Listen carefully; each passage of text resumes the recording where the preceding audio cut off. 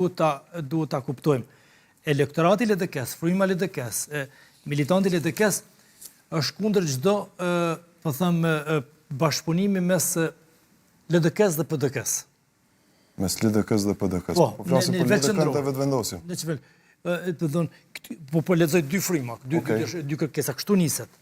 Ajo rrokullisja qëndrime, por është një tjetër specifik që nuk e thon liderët politik, kanë frikë, kanë ndroje, se në atë habitatin e krijuar politik në atë zyrën e prapavisë e deputetit, të gjithë janë të friksuar kush do të ulet në karrikën e kryeministit dhe në kabinetin e ministrave. Siç që kanë të friksuar, por LDK-ja tha ne marrim dhe jemi të gatshëm të jemi pjesë e një qeverie tranzitore të unitetit, me pjesën tonë të fuqisë brenda qeverisë, janë të gatshëm edhe që nëse ofrohet mundësia si parti e tretë të themelojnë qeverinë e Kosovës, siç që kanë të friksuar.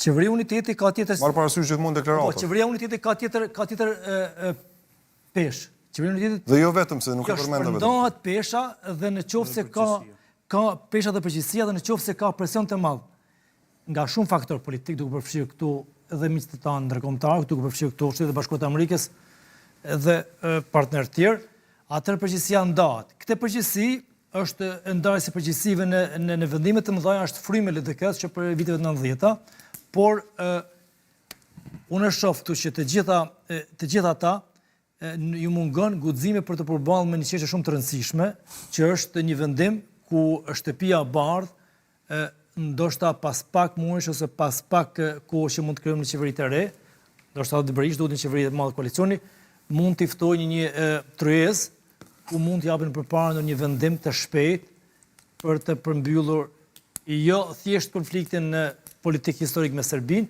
por një çështje për një fazë tranzicioni që mund të kenë dy shtetet. Dhe këtë përgjegjësi nuk arrin ta perceptojnë, ta kuptojnë, ta marrin mbi shpallat e tyre.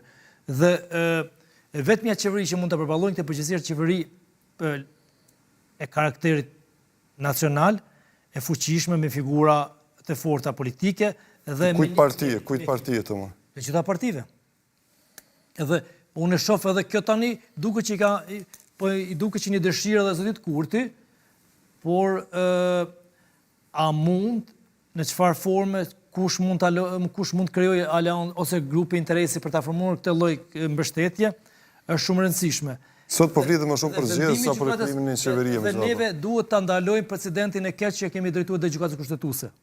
Duhet që partitë politike dhe zhvillimet politike duhet të ndalojnë këtë koncept të vërshimit ndaj gjykatës kushtetuese për të krijuar, për të marrë mbi vete përgjegjësitë politike, jo ta kthejmë gjykatën kushtetuese në një, po them, ping-pong politik për të shfaqsuar palët e tyre. Sa i përket qëndrimeve, duke janë 3 qëndrime. E para është qëndrimi i LDK-s që nuk ka koalicione me asnjërin palë. E dyta është qëndrimi i VV-s që kam dëshirë të formojë institucionet, po partitë opozitare nuk ma krijojnë mundësinë. Dhe i ka bërë ofertë. Po, dhe dëshira PDK-s. Edhe nismës. Jo, dhe dëshira PDK-s që është gatshme të hyjë në qeveri me vetëvendosin, po këtë dëshirë ende zoti Kurti sa është gati t'ja ofrojë këtij subjekti politik. PDK-s. Po. M'fal, ngërçi është edhe pasojë e frikës që po thotë të mori, po themi, për të marrë përgjegjësi në një situatë kur do të ftoheshit si politikan, përfaqësues politik për të përmbyllur një çështje të rëndësishme historike mbase në relacion me